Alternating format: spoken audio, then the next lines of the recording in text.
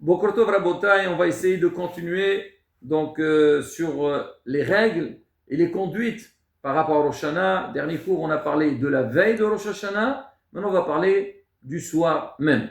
Alors le soir, comme on a expliqué, donc Minha, venir toi à la synagogue, faire toi la tfila de Minha, et juste après, on va commencer la tfila de Arvit. Pareil aussi, une bonne ambiance à la synagogue, et venir Sameach Rabotai, pour venir avec Simha, joie. Pareil aussi à la maison, on a tout préparé, on s'organise de manière, quand on va rentrer à la maison, tout est prêt pour démarrer, mais il faut laisser une bonne ambiance à la maison, Bezat Hashem. Cette fête, même si Yom Adin, elle a aussi le titre de Hag. Comme il le dit David Amelech, Bakese Leom Hagenu. Il dit quand la lune elle est couverte, le jour de notre fête. Alors quelle fête dans laquelle la lune elle est cachée? C'est Rosh Hashanah, parce que c'est le premier jour de l'année. Alors, on démarre la tfila de Arvit avec il y a le passage de Ahad Ketana, et là dans lequel on dit Techli Shana Veqilaloteha que l'année passée, elle disparaisse avec ses problèmes, et l'année à venir, cette nouvelle année, Bezrat Hashem, il n'y aura que des bénédictions. Alors, il faut savoir une chose, certes, qu'on dit que les problèmes qu'on a eu l'année passée, qu'elles disparaissent, et Bezrat Hashem, on ne verra plus de problèmes, mais on parle aussi de la mauvaise conduite. Si jamais l'année passée, on a fait des choses qui ne sont pas correctes, alors on dit que c'est fini. On a fait tchouva, maintenant que des brachot, on va faire que des bonnes actions. Pareil, la tfila, il faut que ça se passe vraiment une tfila hagigit, une belle tfila, tout le monde est présent, une belle harmonie à la synagogue, la simha, on a fini la tfila, tout le monde ensemble, tiskul shenem rabot, ne'amot vetovot, shana tova, bichoule bichoule, et rabotai, se dépêcher à rentrer à la maison. Alors, première des choses, alors comme on a expliqué le dernier cours, que la veille, il y a certaines personnes, ils jeûnent. Et donc, si à la maison, on a quelqu'un qui a jeûné, et nous on traîne, c'est vrai, souvent, le vendredi soir, ou les fêtes, les gens ils prennent leur temps, alors on rencontre des personnes, ça fait longtemps qu'ils ne les ont pas vues, on prend le temps, on parle, on discute, mais la beauté, cette fois-ci, on ne peut pas traîner. Comme on a dit, il y a des gens qui ont jeûné, il faut les respecter, démarrer le kiddush, et à part ça, on a un programme pour la soirée. Alors, c'est marqué dans beaucoup de livres, il y a des tfilotes qu'on peut faire avant le kiddush. En fait, c'est des brachot. C'est vraiment, il faut essayer de les lire. On a le temps, on a encore un peu de temps pour voir. Il faut les regarder et se préparer à ça. Avant de commencer, on va faire une brachot, qu'Akash Baruch Hu nous donne une bonne année, la parnassa, la bonne santé, la paix, tout ce qu'on désire, la beauté. Alors ça, c'est bien si on peut le faire. Maintenant, si on a envie de faire, donc on va dire, c'est lecture, mais ça peut déranger. Comme on a dit, il y a des gens qui jeûnent, mais il y a des gens, ils n'ont pas la tête pour ça. Et tu dis, écoute, s'il te plaît, tu veux chanter, tu veux lire, laisse-la, fais-le tout seul. C'est pas grave, on fait le kiddush, on se détend, et après, fais-le toi. Tu veux le faire avec, si ils sont d'accord de faire avec toi, fais-le. Sinon, fais-le toi tout seul. Mais toujours chercher qu'il n'y a pas de problème. Encore une fois, la bataille, la simha. On dit, tout dépend comment ça se passe la première soirée de l'année. C'est la première soirée se passe dans la joie, Bezrat Hashem, c'est un bon signe pour l'année. Le Satan, il fait tout pour nous perturber, pour mettre Hasbi Shalom des pépins à la maison, voilà, même des fois un petit détail. Et combien de fois on ne fait pas attention, un petit truc, après on a du regret. Donc depuis le début, être préparé à ça. Certes qu'il faut faire les choses correctement, mais si on voit des choses qui ne nous plaisent pas, c'est pas pour ça qu'on fait des problèmes. Alors, le cèdre. Alors, la règle est, donc la Gemara elle dit, à 2 reprises on le voit, c'est que ce soir-là, il faut amener des aliments que pour faire des vœux, demander à Kadosh Baruch Hu, dans tous les sens. Aussi bien sur le côté physique que sur le côté spirituel. Et aussi on fait des prières pour que ceux qui veulent nous accuser dans le ciel, on appelle ça les accusateurs, qu'on dit qu'ils disparaissent comme ça. Hazvi Shalom, on ne parle pas de mal sur nous à Rosh Hashanah et qu'Hachem, donc il tamponne pour nous une très bonne année. Il y a les ratzon. L'idéal, donc ces aliments qu'on va amener, il faut les consommer après le motzi. Certains ils le font avant, mais Rabotai, si on le fait avant, on entre dans beaucoup de sferot, des questions d'halakha. C'est vrai, si on les mange avant le motzi, alors on fait bracha rishona. Par exemple, je veux manger les blettes, je fais boré peradama. Mais le problème est quoi? Si je mange un kazaït, surtout il y a les blettes, il y a les haricots, il y a pas mal de choses. À la fin, il y a une mahlouk, discussion dans la halakha, est-ce qu'on doit faire boré nefashot ou pas?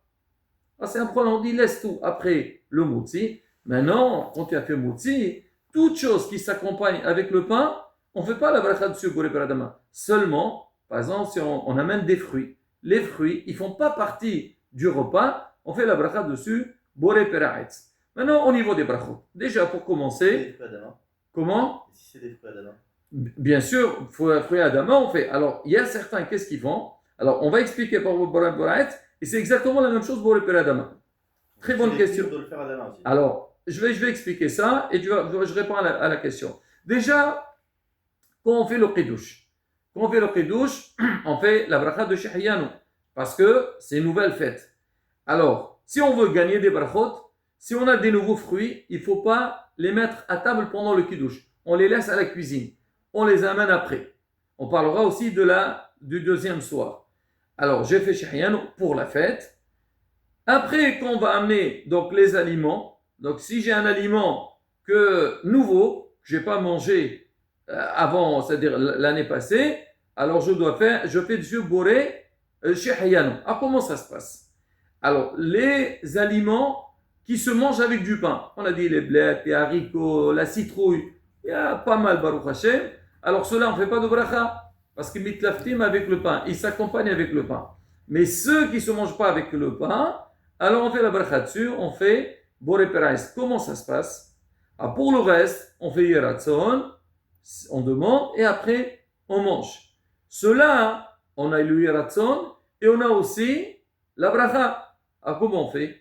Si maintenant je vais faire la bracha, après je fais yeratzon, il va y avoir une coupure, j'ai interrompu entre la bracha et la consommation. Alors qu'est-ce qu'on fait? On fait la bracha, boré peraetz, shehiyanu si c'est un nouveau fruit, je goûte, après je fais ratzon et je mange le reste. Alors maintenant, ce dîner-là, il est aussi bien pour les fruits de l'âme que les fruits de la terre. Alors il y a certains, ce qu'ils font, alors le soir de Rosh Hashanah, avant de démarrer, donc tous les le cèdre de Rosh Hashanah, ils vont prendre un fruit, boré peraetz, souvent les gens, ils prennent en premier les dattes, tmarim, on dit tamar, c'est tam-mar, c'est fini l'amertume. Maintenant, Hashem, que des douceurs. Je fais boré peraetz, et je pense à tout ce qui est boré peraetz qu'on va manger donc après. Pareil aussi, je prends quelque chose qui est adama, je fais la bracha de boré peradama, et je pense à tout ce qu'on va manger comme adama. Maintenant, si ce n'est pas un fruit, on ne fait pas la bracha dessus, parce qu'il s'accompagne avec le pain. C'est clair? Alors ça veut dire quand on a fait motzi, derrière après motzi, normalement on fait tout ce qui s'accompagne avec le pain, il fait partie de la sérona, on ne fait pas de bracha. Mais si c'est des fruits, on doit faire la bracha dessus. D'accord. Et le mieux c'est de faire des brachot et après motzi. Non, il faut faire motzi, après motzi. Pourquoi? Si on fait les brachot, le cèdre avant motzi, on entre dans un doute. On le voit le soir de Pessah. Alors on dit qu'on va manger le karpas, on dit qu'il faut manger un petit peu, moins que kazaït. Pourquoi? Parce que si tu vas manger kazaït, peut-être qu'il faut faire bonner les vachot, c'est un safer, oui ou non, on mange un petit peu. Alors pareil ici aussi, et c'est pas possible. Là, il y a tellement de choses à manger, on va largement dépasser donc le kazaït, et il vaut mieux laisser ça après le motzi. Alors, ceux qui s'accompagnent avec le pain, on ne fait pas bracha dessus. Ceux qui ne s'accompagnent pas, on fait la bracha. Maintenant, si on veut gagner des brachot, on a le droit d'amener un fruit, on fait dessus boré peradama, et je pense à tout ce qui est boré peradama. D'accord? C'est clair? Okay, et autre chose, pourquoi on ne fait pas le Yeratson avant de faire la bracha? Alors, il y a certains, très bonnes questions, il y a certains, ils disent, on ne veut pas interrompre aussi entre le Yeratson et la consommation. D'accord? Pour être tranquille, on fait boré peraetz, si c'est un nouveau fruit, on fait aussi shehiyanu, on goûte, après on fait le Yeratson. Plus que ça, rabotai. Des fois, il y a des aliments qu'on n'aime pas. Il y a des gens, ils n'aiment pas, je sais toujours, des gens, ils n'aiment pas les blettes, les épinards, ou ils n'aiment pas, je sais. Tu n'es pas obligé de le manger. C'est Raboudan la Gemara. Roé, il regarde. J'ai entendu un rab, il a parlé, il y a certains, comment on fait à Pessah avec le maror, à qu'on est en plein Agada, on prend leur marorze, chanoch. Il y a des gens qui font la même chose. Par exemple, ils n'ont pas les blettes, ils prennent une botte de blettes, ils prennent les rassemblent les fanecha, ils prennent comme ça. C'est pas grave. Le but c'est quoi? Le but c'est C'est de regarder, c'est pas c'est de- faire les brachot, yeratzon. C'est demander à Hachem faire des vœux. Alors, et faire très attention. Encore une fois, même ça, c'est vrai, il y a de l'ambiance quand il y a ça, on doit partage. Chacun, comme on dit, et ses habitudes. Mais là aussi, Rabotai, comme on a dit au début du cours, faire très attention, la simha. J'ai raconté un rab, il a fait un cours, il a dit, quelqu'un, il peut manger 3 kilos d'épinards, 4 kilos d'haricots, 2 kilos de trucs. Il a tout eu avec ça. S'il n'y a pas de simha, ça vaut rien. Mais quand tu as la simha, tout le reste c'est bien, ça va avec. Mais la simha, elle passe avant. Tu fais les vœux, même si tu n'as pas, ou des fois on dit la tête du mouton, on n'a pas trouvé la tête du mouton. Alors tu peux faire iratson, ou tu manges un bout de viande. Bon, il y a des règles à faire ça. Ça, la beauté concernant le cèdre. Donc on fait le cèdre, et même le repas, il faut que ce soit un repas de fête. C'est le Nabi, il dit, les cho echlo mashmanim, Rosh Hashanah, mec, c'est un jour de dîne. Il faut être betouhin bakadosh baruch, être confiant. C'est pour ça qu'on dit aussi pour Rosh Hashanah, il faut bien se laver, il faut mettre des beaux habits, se couper les cheveux, vraiment faire en sorte qu'on sent comme si on va entrer dans une fête. Un autre point qui est très important le soir de Rosh Hashanah, si on peut, donc lire les Mishnahot. Moran Rabbi Bougou Tzadon, il rapporte dans son livre, il dit lire les 4 passages de Mishnayot de Rosh Hashanah. Il dit quand on lit des Mishnayot, on étudie un peu la Torah, alors dans le ciel, on prend tout le limoud qu'on a étudié l'étude, on l'amène devant Kadosh Baruch Hu comme une couronne. On dit regarde tes enfants, Hachem, comment ils t'aiment, comment ils étudient. Et ça aussi, toute une question de préparation. C'est moi depuis le début, je me suis organisé, j'ai les livres qu'il faut, j'ai informé tout le monde qu'on va passer un petit moment, d'accord, on va bien manger, on va, comme on dit, il y a de l'ambiance, mais il y a aussi, savoir, c'est Rosh Hashanah, on est jugé, on a besoin, comme on dit, des points pour Bezat Hashem, donc gagner et avoir une très bonne année.